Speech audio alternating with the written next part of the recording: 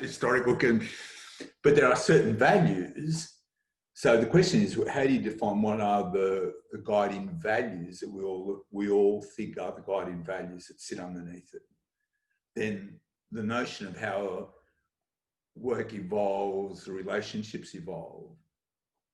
But do we have an agreed set of guiding values that we think underpin operating in this context? And what are they? Is that a bit too philosophical? I could be. You know, I've been stuck at home for a long time, John. I've been able to get out and sort of, self-reflection is a dangerous activity. Yeah. It might be, you know. Well, it has the potential to become. Yeah.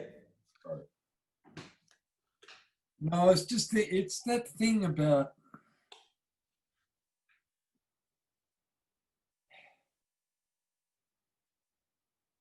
this. Yeah. For me. Yeah. This art thing.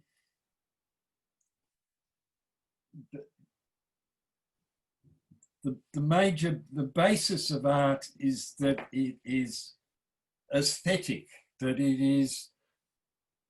is a means of sensual stimulation.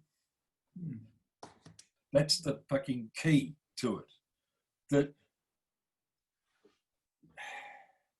sometimes it masquerades as a medium for communication, but primarily it's about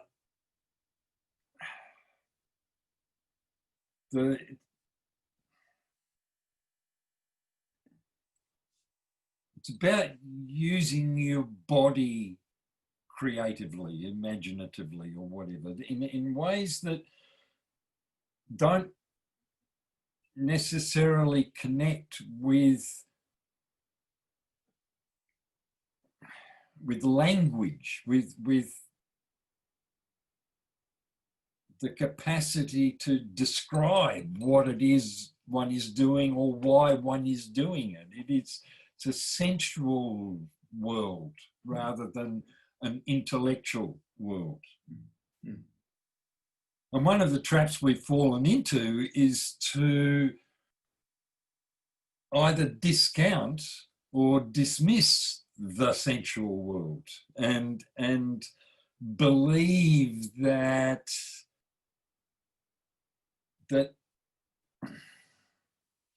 reality is rooted in our capacity to describe it in language, whatever. I guess what I'm getting at is that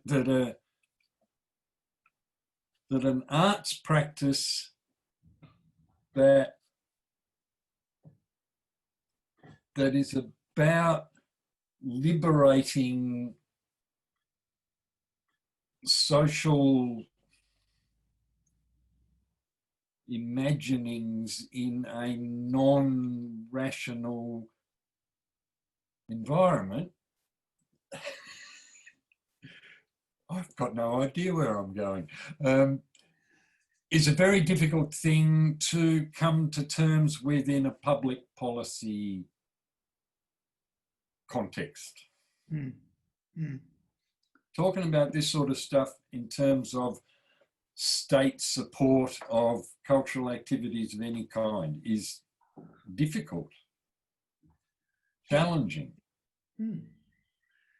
Because I suppose, it goes to the thing, how can I put it?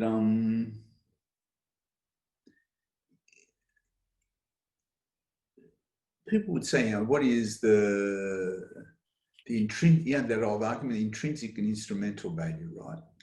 Yep. And I would say to people, well, my view is, I don't think they're two separate things, because my experience has been the things that have resonated, of the ones that actually impact you, like affect you personally in some way that you can't really scientifically articulate. Exactly. And then sure, it then may lead to another, a whole range of other outcomes that you can sort of, whether causal or, by mere chance.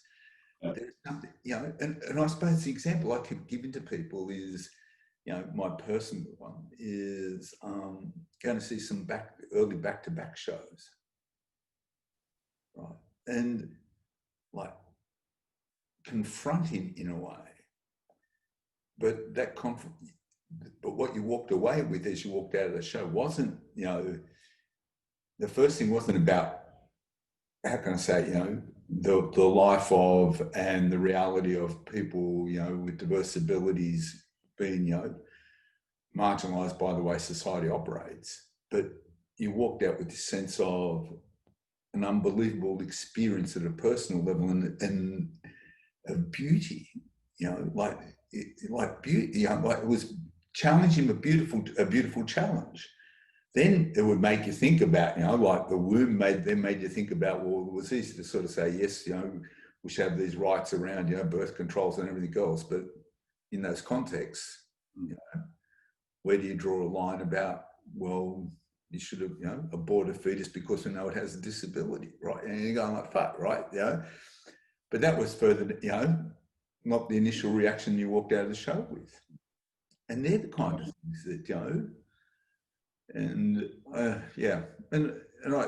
and for some reason, sometimes it's a thing about the music thing, like certain music resonates with you, makes you feel good and it lifts you. And then when you listen, in a sense, continually listen to it, it may make you think differently about certain issues. But the first reaction is one of delight. Yep. Or, how can I say it? It plays on my emotions. I guess the other thing for me, where I don't know, where I think I don't know, I part company with some anyway, is that I think the most profound and fundamental impacts of whatever we call it, arts activity, is in the making of it, not in the witnessing of it. That it is in making this shit, where it's in making music rather than listening to music, that the most profound experiences come. Which is not to say witnessing isn't, it's just to say making is really the fundament. And so for me, that's where in terms of going, well, what sort of arts practice would you wish to promote? My answer would be, in a sense, non-commodity arts.